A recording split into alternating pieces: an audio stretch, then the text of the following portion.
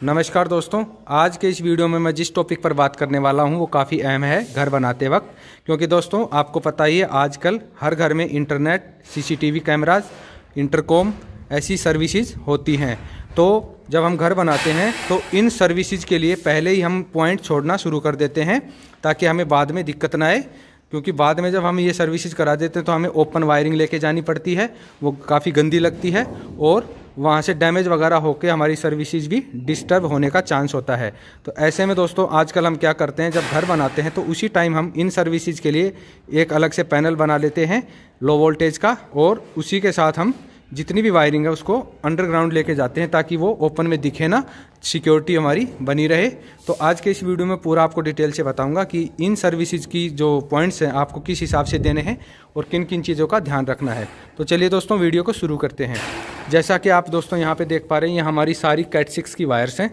ये देखिए, ये वायर्स हमारी दोस्तों इस रूट के थ्रू, और यहाँ हमारे कंट्रोल रूम है बिल्डिंग का। ये 2 फ्लोर का बिल्डिंग है, नीचे का कंट्रोल रूम ये है और ऊपर का इसके ऊपर है।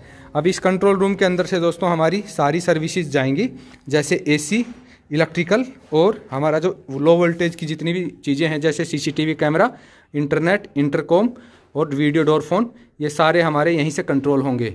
जैसे हम आपको दिखाऊं, ऊपर ही हमारे फर्स्ट फ्लोर का है और ये हमारी एसी की कॉपर पाइप है जो यहीं से ऊपर जाके आउटडोर तक जाएंगी। ये हमारा इंटरनेट और इंटरकॉम, सीसीटीवी वगैरह के सारे वायर्स आ गए हैं।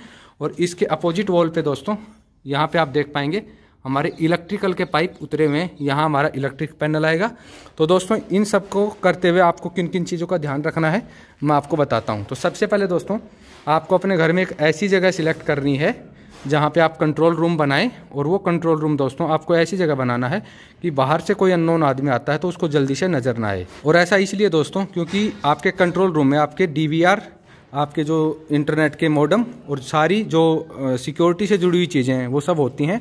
तो अननोन आदमी अगर आता है तो उसको पता चल जाता है कि इस घर के अंदर जो सीसीटीवी वगैरह का कंट्रोल हो वो कहाँ पे है, और वो कभी कभी हमारे लिए सिक्योरिटी के लिए मैटर बन सकता है।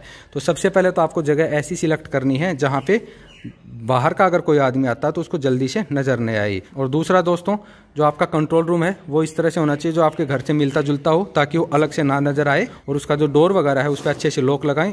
तीसरा, जहाँ भी आप कंट्रोल रूम बनाएं इलेक्ट्रिकल का या लो वोल्टेज का, उसके आसपास दोस्तों आप किसी भी तरह से कोई पानी की लाइन रन ना करें। क्योंकि अगर फ्यूचर में कोई पाइपलाइन लीकेज होती है तो आपके जो DVR लगा हुआ है, बिजली के MCB बॉक्स लगा हुआ है, अगर उस पर पानी आएगा तो आपका सारा वायर वगैरह जल सकता है और आपको बाद में रिपेयर कराने में काफ़ी खर्चा आ सकता है, काफ़ी तोड़फोड़ करनी पड़ सकती है। और तीसरा दोस्तों आपको याद रखना है, जो भी आप DVR वगैरह लगाएंगे, MCB बॉक्स वगैरह लगाएंगे, वो आपको फ्लोर लेवल से कम 4 फीट हाइट पर रखने हैं। क्योंकि दोस्तों अगर गलती से बच्चे आ जाते हैं तो वो DVR वगैरह को हिला ना दें और इलेक्ट्रिक पॉइंट को छेड़ ना दें।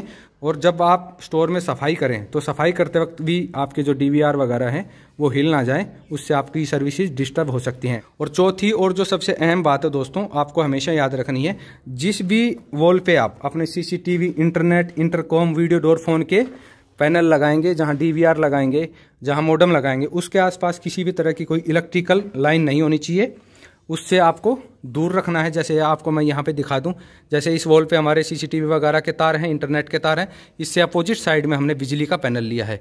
क्योंकि दोस्तों अगर हम एक साथ इनको करते हैं तो बाद में सर्विसेज में फ्लैक्चुएशन आती है। जैसे अगर मान लीजिए इंटरकॉम है, उसके साथ अगर हम बिजली का तार रन कराते हैं या एक ही पाइप में दोनों हम तार लेके जाते हैं या आसपास हैं, तो जब हम फ़ोन करते हैं इंटरकॉम से तो उसमें आवाज़ आती है अलग से जो कि डिस्टर्बेंस करती है, और इंटरनेट भी डिस्टर्ब होता है, और सीसीटीवी में भी दोस्तों हमारी जो पिक्चर है वो हिलती रहती है। तो इन सब चीज़ों से बचने के लिए आपको जो लो वोल्टेज का आपकी जो सर्विसेज हैं उनको आपको सेपरेट रखना है। उसके आसपास आपको किसी भी तरह की इलेक्ट्रिसिटी को नहीं लेके आना है। इस चीज़ का आपको खास ध्यान रखना है।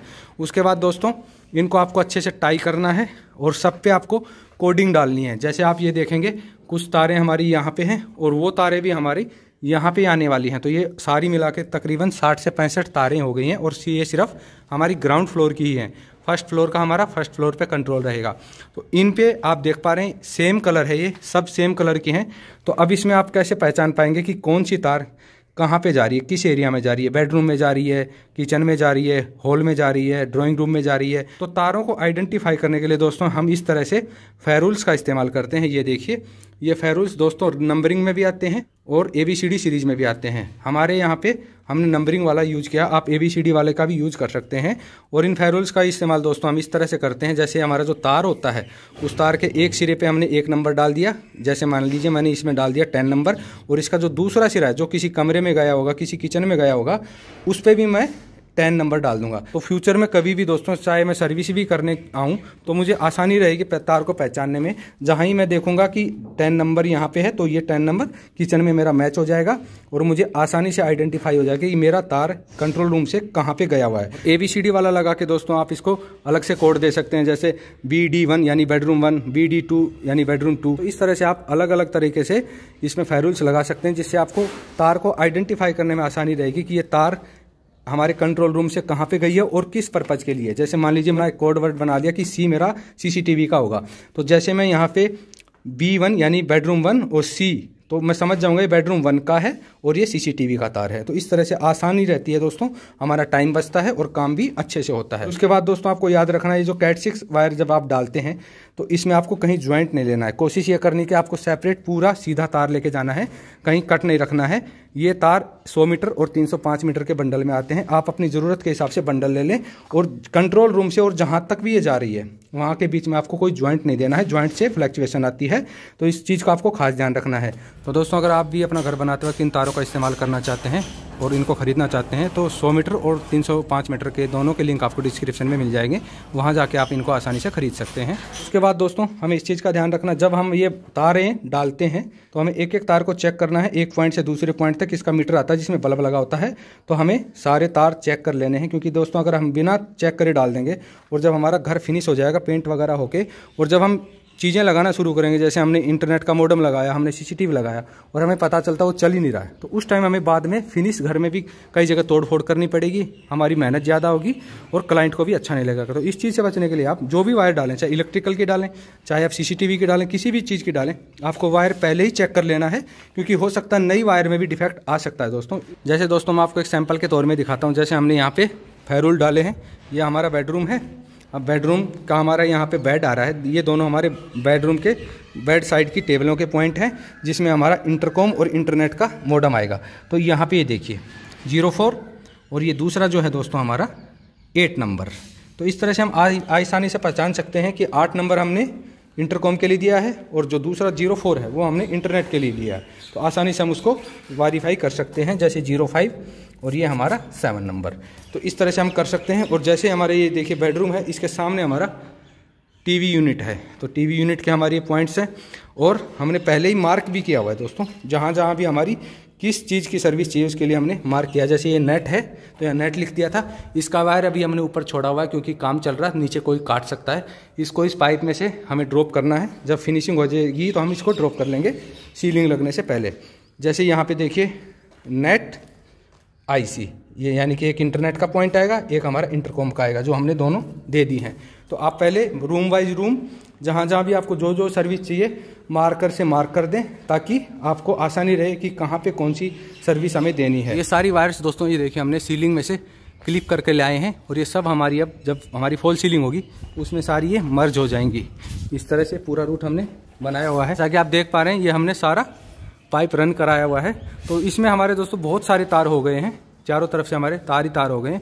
तो अगर हम फेरुल्स का इस्तेमाल नहीं करेंगे तो हमें दोस्तों इनको आइडेंटिफाई करने में बहुत मशक्कत करनी पड़ेगी। एग्जाम्पल के लिए दोस्तों अगर हमने फेरुल लगाए हुए हैं और इतने तार हमें सॉर्ट आउट करने हैं कि कौन सा कहाँ जा रहा है, और इसमें हमें लगता है 1 घंटा, तो समझ लीजिए अगर हमने फेरुल नहीं लगाए तो इसमें आपको तकरीबन 1 दिन भी लग सकता है। तो इस चीज़ से बचने के लिए आप फेरुल्स का इस्तेमाल करें। और जो जो इस वीडियो में दोस्तों मैंने आपको बातें बताई हैं, इन चीज़ों का आपको खास ध्यान रखना है।